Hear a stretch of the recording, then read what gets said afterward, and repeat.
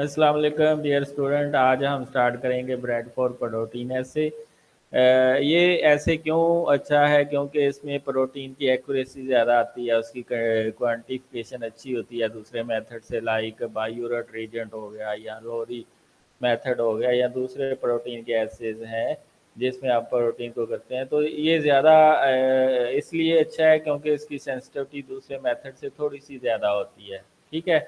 और हम प्रोटीन को विदिन मिनट से इसमें क्वांटिफाई कर लेते हैं। ये फास्ट है, बिल्कुल लोरी ऐसे की तरह का है। It is fairly accurate and sample that are out of range can be retested within minutes. Bradford is recommended for general use, especially for determining protein content of cell fractions and assessing protein concentration for gel lactophoresis. यानी कि आपने SDS page के ज़रिए protein को characterized करना है, तो उससे पहले आप प्रोटीन देख लेंगे वाकई इसमें प्रोटीन है भी कि नहीं। तो ब्रेडफोर्ड ऐसे से वो हम उसको कंफर्म कर लेंगे। इसमें जो मेथड हम यूज़ कर रहे हैं, इसमें हम 100 माइक्रो लीटर सैंपल ले रहे हैं और उसमें 5 ml आप जो है ब्रेडफोर्ड रीजेंट यूज़ कर रहे हैं। It is sensitive to about 5 to 200 microgram of protein, यानी कि इतनी कम कंसनट्रेशन में प्रोटीन भी है तब भी ये मेजर कर लेगा। In assay using 5 ml color reagent prepared in lab, the sensitive range is closer to 5 to 100 microgram protein. Scale down the volume for the micro assay procedure, which uses 1 ml cuvettes. ये इसका principal है कि जो आपका Bradford reagent होता है उसमें एक डाई होता है जिसको हम कमेसी ब्रिलियंट ब्लू G250 कहते हैं। ठीक है। इसकी 3 फॉर्म होती हैं, एक एनायनिक होती है, एक केटायनिक होती है और एक न्यूट्रल होती है। ठीक है। तो इसमें जो वेवलेंथ चेंज आता है वो हम 465 से लेके 595 नैनोमीटर पे मेजर करते हैं। मोस्टली जो कलर प्रोड्यूस होता है इसके अंदर, जब ये कमेसी ब्रिलियंट ब्लू प्रोटीन के साथ मिलता है तो ब्लू कलर मोस्टली प्रोड्यूस होता है, जो हम 595 नैनोमीटर के ऊपर मेजर करते हैं। Both hydrophobic and ionic interaction stabilise the anionic form of the die.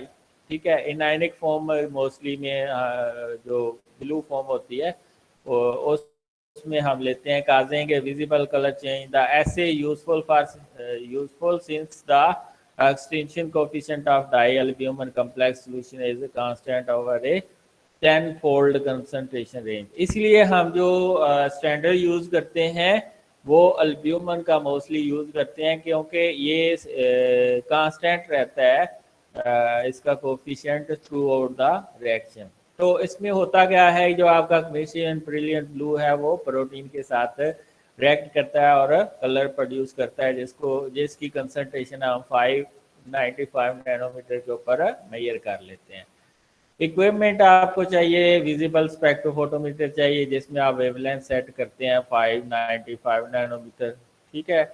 इसके अलावा आपको ग्लास की या पॉलीस्टाइरीन की चीप क्यूवर्ट चाहिए क्योंकि इसमें जो कलर है वो ग्लास के साथ लग जाता है और फिर वो उसको हम रीयूज़ नहीं कर सकते उस क्यूवर्ट को। तो इसके लिए जो रिकमेंडेड है क्यूवर्ट डिस्पोजेबल क्यूवर्ट्स होती हैं। ठीक है। जो पॉलीस्टाइरीन की चीप क्यूवर्ट्स होती हैं वो हम यूज़ करते हैं कि एक दफ़ा यूज़ करके फिर हम इसको डिस्कार्ड कर देते हैं। रिजेंट कौन कौन से होते हैं? इसमें हम 100 मिलीग्राम कमेसी ब्रिलियंट ब्लू लेते हैं। ठीक है। और उसको 50 ml 95% एथेनॉल के अंदर डिजॉल्व कर लेते हैं। ठीक है। फिर उसके अंदर हम ऐड करते हैं 100 ml 85% weight by volume phosphoric acid. जब दोनों को हमने मिक्स किया और उसका फाइनल वॉल्यूम हम 1 लीटर कर लेते हैं डिस्टिल वाटर डाल के, फिर हम उसको फिल्टर करते हैं। ठीक है। फिर हम उसको फिल्टर करते हैं, तब तक फिल्टर करते हैं जब तक उसके अंदर से सारी ब्लू कंपोनेंट जो है वो रिमूव नहीं हो जाती। तो इसका अपना कलर लाइट ब्राउन होता है। ये जब तैयार होता है ना रीजेंट लाइट ब्राउन होता है। तो अगर कोई और कलर आ रहा है तो इसका मतलब है उसमें अच्छा बाज का हम 1 मोलर सोडियम हाइड्रोक्साइड यूज़ करते हैं उन प्रोटीन्स के लिए जो ज़्यादा जिनका क्वाइट कम्प्लेक्स स्ट्रक्चर होता है, उस स्ट्रक्चर को डिग्रेड करने के लिए हम बाज़-औक़ात 1 मोलर सोडियम हाइड्रोक्साइड भी यूज़ करते हैं। तो वार्म अप द स्पेक्ट्रोफोटोमीटर हम मोस्टली हाफ एन आवर पहले चला देते हैं स्पेक्ट्रोफोटोमीटर, ताकि उसकी सेटिंग एक्यूरेट हो जाए, लैंप पर सही तरह से वर्किंग में आ जाए, सारी चीज़ें उसकी वर्किंग में आ जाएं। ठीक है। dilute unknowns if necessary to obtain between 5 and 100 microgram protein in least one acid tube containing 100 microliter sample। यानी कि अगर आपको ऐसा लग रहा है कि प्रोटीन की कंसंट्रेशन बहुत ज़्यादा है, तो आप सैंपल को डिल्यूट कर सकते हैं। ठीक है। अगर प्रोटीन ज़्यादा कम्प्लेक्स है तो उसमें हम थोड़ा सा सोडियम हाइड्रोक्साइड डाल देते हैं, ताकि प्रोटीन का जो स्ट्रक्चर है उसमें डाइसल्फाइड लिंकेज और दूसरी जो लिंकेज है वो टूट जाए।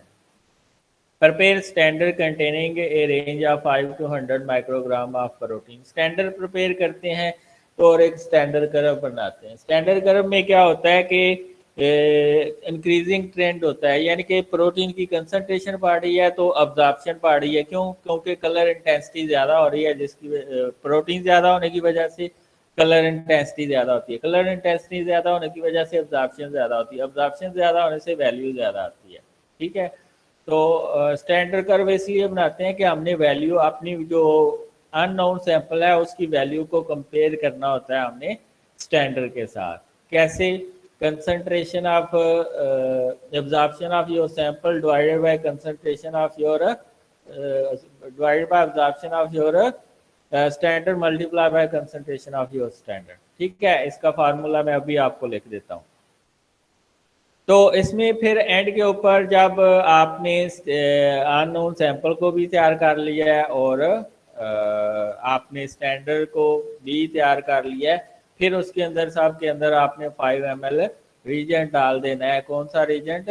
जो ब्रैडफोर्ड रीजेंट है, और उसको 5 मिनट के लिए इनक्यूबेट कर लेना है। फिर उसकी आपने ले लेनी है अब्जॉर्प्शन एट 595 नैनोमीटर के ऊपर। Analysis prepare a standard curve जिसके साथ आप अपने सैंपल को कंपेयर करना चाहते हैं। कमेंट्स क्या हैं? The dye reagent react primarily with arginine residue and less so with histidine, lysine, tyrosine, tryptophan and phenylalanine residue. Previously the assay is less accurate for basic or acidic protein। ये acidic और basic protein के साथ क्यों less accurate होता है? क्योंकि ये ज़्यादातर हाइड्रोफोबिक इंट्रैक्शन शो करता है, ये जो मैसिव ब्रिलियंट ब्लू है। The Bradford assay is rather sensitive to bovine serum albumin more so than average protein by about a factor of 2। हम इसको यानी कि अगर आपने एल्ब्यूमिन की कंसंट्रेशन मेजर करनी है तो ये सबसे अच्छा मेथड है। ठीक है। इसके अलावा इम्यूनोग्लोबुलिन्स की कंसंट्रेशन के लिए भी ये मेथड बहुत अच्छा है।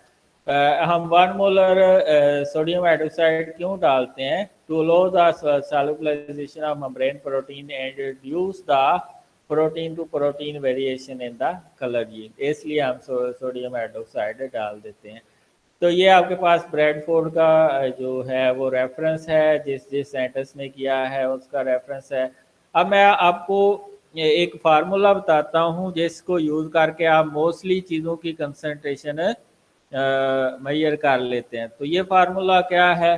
Concentration of your unknown sample, concentration of your sample is equal to absorption of your sample divided by absorption of your standard, और उसको मल्टीप्लाई कर देते हैं आप, इससे मल्टीप्लाई कर देते हैं concentration of your standard, concentration of standard. ठीक है। यानी कि अब आपकी जो अब्जॉर्प्शन की वैल्यू आई है, ठीक है, अब्जॉर्प्शन की जो वैल्यू आई है उसको डिवाइड कर देना है अब्जॉर्प्शन ऑफ स्टैंडर्ड से, मल्टीप्लाई कर देना है जो स्टैंडर्ड की कंसंट्रेशन वो उस वक्त आपने यूज़ की होगी تو وہ آپ کے پاس ان نون پروٹین کی کنسنٹریشن آ جائے گی. اس طرح ہم جو ہے نا ان نون پروٹین کی کنسنٹریشن فائنڈ آؤٹ کر سکتے ہیں. اب ہم ایک ویڈیو دیکھ لیتے ہیں چھوٹی سی. تو اس میں آپ کے پاس ایک اسپیکٹرو فوٹومیٹر ہونا چاہیے. یہ آپ کے پاس بریڈ فورڈ ریجن ہے, ٹھیک ہے, 1 مول اس کی کنسنٹریشن ہے. یہ بفر بھی یوز کر سکتے ہیں اس کے ساتھ. تو یہ آپ نے لینا ہے اپنا سیمپل, اس میں ریجن ڈال دینا ہے, ٹھیک ہے. تو سب سے پہلے یہ آپ اتنی زیادہ کیورڈز کیوں رکھی ہوئی ہیں؟ یہ اس نے اسٹینڈرڈ کرو بنانے کے لیے کیورڈز رکھی ہوئی ہیں. اس میں لوور پروٹین سے لے کے ہائر پروٹین تک وہ جائے گا, ٹھیک ہے. اور جس کے ساتھ آپ کے سیمپل کی ریڈنگ یعنی کہ کون سائڈ کر رہی ہوگی جس کے ساتھ, تو وہ آپ کے سیمپل کی کنسنٹریشن ہوگی, ان نون سیمپل کی کنسنٹریشن ہوگی, ٹھیک ہے. تو کیا کرے گا, سب سے پہلے لوور کنسنٹریشن ڈالے گا فرسٹ کیور میں, پھر اس سے زیادہ سیکنڈ میں, اور پھر اس سے زیادہ تھرڈ میں, پھر اس سے زیادہ فورتھ میں. تو یہ آپ کے پاس آ جائیں گی لوور ٹو ہائر کنسنٹریشن جو ہے پروٹین کی کنسنٹریشن. پھر اس میں وہ بریڈ فورڈ ریجن ڈالے گا, اس کو 5 منٹ کے لیے انکیوبیٹ کرے گا, اور پھر ریڈنگ لے لے گا, ٹھیک ہے. یہ سیمپل کی یہ دیکھیں نا, یہ 0.25 سے لے کے وہ 2 جو ہے مائکرو گرام پر ایم ایل تک پروٹین کو لے کے گیا ہے. تو وہ اس کو یہ میئر کرے گا, ٹھیک ہے.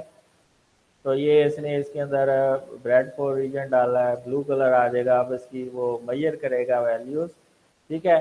تو ویلیوز میئر کرے گا, جو فارمولا میں نے آپ کو بتایا ہے اس کو لگا کے اس کو آپ کر سکتے ہیں. ایک اور میں آپ کو ویڈیو دکھاتا ہوں, اس میں آپ کو اور زیادہ کلیئر ہو جائے گا, ٹھیک ہے. یہ والی تو یہ آپ کے پاس کوئکلی ایک انڈرسٹینڈ کرنے کے لیے ایک اور ویڈیو ہے, جس میں کہتا ہے کہ جو بریڈ فورڈ آپ کا کمیسی بریلینٹ بلو جو ڈائی ہوتا ہے وہ 2-3 فارم میں ہوتا ہے. انانک فارم میں بلو ہوتا ہے, نیوٹرل فارم میں گرین, اور کیٹانک فارم میں ریڈ ہوتا ہے. تو یہ آپ کے پاس ہے. تو پروٹین موسٹلی یہ آپ کا ریڈ ہے, اگر پروٹین کے ساتھ ریئیکٹ کرتا ہے تو وہ بلو ہو جاتا ہے. موسٹلی جو اینڈ کے اوپر جس کی آپ ویو لینتھ 595 نینو میٹر کے اوپر میئر کر لیتے ہیں, ٹھیک ہے. تو یہ آپ دیکھیں کمیسیئر بریلینٹ بلو ہے, یہ جو کاربونائل گروپ ہوتے ہیں ان کے ساتھ انٹریکٹ کرتا ہے, اور جس کی وجہ سے بلو کلر آتا ہے. وینڈرفال انٹریکشن کے ذریعے یہ. اس کے ایڈوانٹیجز کیا ہیں؟ not affected by sucrose and other carbohydrate, not affected by sodium and potassium ions, ٹھیک ہے. یہ اس کے ایڈوانٹیج ہیں بار جو کہ دوسرے تھوڑے سے افیکٹ ہوتے ہیں ٹیسٹ. ڈس ایڈوانٹیجز کیا ہیں؟ affected by detergent, SDS, tritone, accented, اور کمیسی brilliant blue can bind arginine and lysine, ٹھیک ہے, بیسک امائنو ایسڈ ہے. تو تھینکس فار واچنگ. تو ابھی ہم آپ کے کویشچن لیتے ہیں, میکسیمم آپ کے کویشچنز آنے چاہیے. یہ چھوٹا سا میتھڈ ہے,